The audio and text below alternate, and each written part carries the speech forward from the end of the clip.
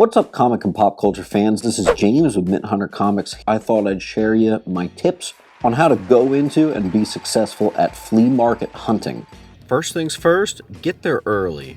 Secondly, you got to remember that 98% of the time you'll walk away with nothing, but it's always good that you tried, and it's an excuse to network. Next up, you want to make sure you're actually bringing cash. People are way more inclined to do deals with cash, even over Venmo or PayPal. Cash is king. Another great piece of advice is always have some comics tucked under your arm. People will sometimes see that you collect comics and they'll shout out to you, or if they didn't even bring comics, they say, "Hey, do you buy comics?" And you say, "Yes, I do." And then they take it upon themselves to tell you that they got a bunch of stuff at their house and to give them a call. So always a good idea to carry comics with you.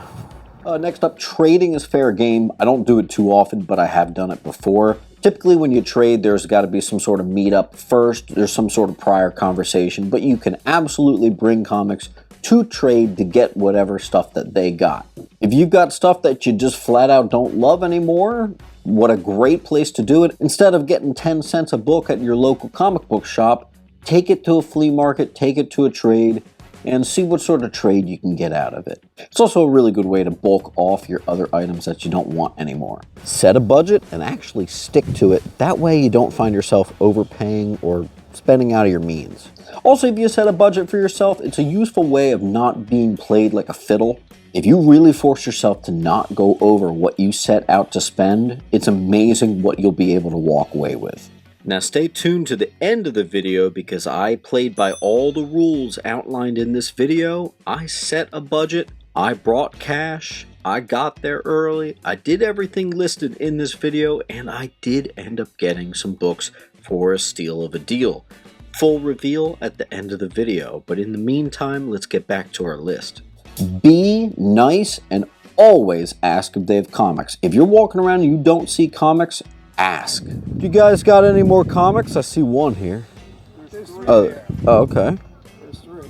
Ooh, mind if I put these down? Yeah, put them down. Hi there. Selling the comic books? No. Okay, thanks. It's almost guaranteed that they won't, but you might find one that says, "Oh, you know what? Yes, I do." Or even, "Yeah, I don't have them with me, but I'll get your number and we can talk." I don't do it too often, but when I do buy collections, that is usually how they come about, right there. That word of mouth, foot to the street, talking. And let me tell you something, they're not going to do that if you're a pompous jerk, so you really got to be cool, you got to talk the trade, you got to really be a good guy out there. If you've got a business card, leave it with them. Make sure you go all the way back to the back. Even if you didn't arrive early and you might be a little bit late to the party, chances are not everyone checked out the full long box or short box. Give it an honest walkthrough, look at everything. There have been many times where the real gem was the last 10 books in the entire batch. This is going to happen a lot, but if you see comics that are over fair market value, or even in some cases very over fair market value, it is okay to present the data and show the recent sales. Don't be rude, don't be pushy, but also be a little stubborn. Don't just let them play you when you know something's worth 20 bucks and they've got it at 50. Or you know something's worth 200 and they've got it at 400. You know what I mean? If a deal can't be made, repeat after me. It's okay, walk away. It's okay, walk away. Just because you really want that one book doesn't mean you come to a flea market and spend over even eBay prices just because it's right there. On that next note, I will say that if you see something that you love, by all means, grab it. Even if it is a little bit over. If you love it and it's there, go for it, man. It violates some of the other rules I've put down here, but sometimes play it by ear, it happens. Next up, make sure you wear comfortable shoes and that you actually make sure you get fed. It's amazing how important those details are, especially in the wintertime. You don't want to be uncomfortable by any means. You might be there for hours, so strap in, get comfy, And also get food in you, because you might be there a while. Next up, a pretty important one, bring a bag or a backpack. That way you actually have a means to bring stuff home. A lot of these places don't really have bags for you, so you gotta be the one that remembers that. Sometimes it helps to bring a friend. Sometimes if you feel like you're getting a little bit bullied by a seller, but you don't just want to walk away because you want the book, sometimes it's good to have a friend there to get your back, especially a friend that might have some comic book knowledge. If you know that that's a $10 book and he's got a $30 price tag, having a friend be there to say, hey, you know what, that is a $10 book. It can help you. It also might come across that you might be pressuring them, so that might be a negative thing. So you both have to get on the same page that you gotta be cool. Remember, always be nice. But I've often done well when I bring friends. Definitely worth a shot. Well, after some negotiating, I actually did walk away with comics. Wasn't sure I was actually going to do that. So let's show you guys what we got. Let's take a look. It was a very war book type of day. Got a lot of early 60s and even 50s stuff. So let's check it out here.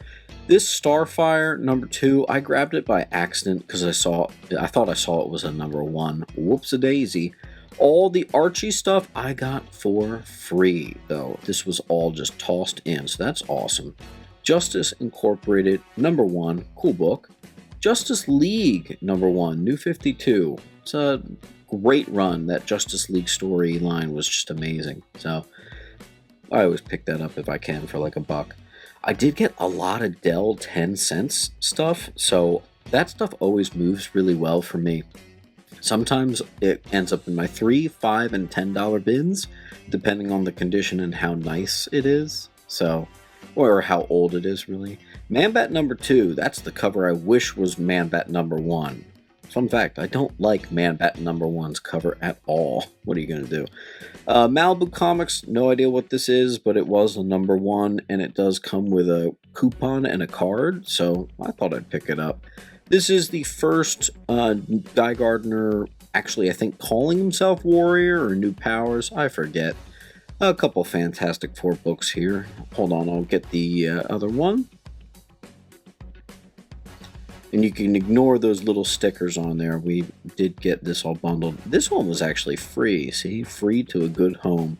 This guy, I've bought from him before. Sometimes he does that where some books he'll just list as free. You don't even have to negotiate.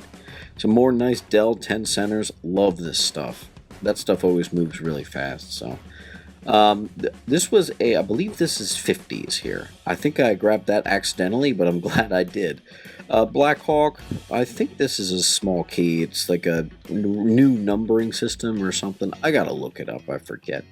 Black Lightning, I don't believe this is a key at all, but I really liked the cover, so I picked it up, right? You know, sometimes you just pick up books for the cover. Easy. Battlefield Action, so we got some, this was just basically tossed in. Oh, here we go. This is what I wanted to show you. I got a bunch of 50s like ad stuff. This is a bank giveaway. That's super cool and weirdly crispy, like get it graded crispy. So that's sweet. We got a first appearance of Tim Drake. I always pick that one up. I got that one tossed in. Archie's Joke Book. Again, all this stuff was free here. Moving on to the next pile. We got more Archie. Again, all the Archie stuff was free. Same thing with Betty Veronica.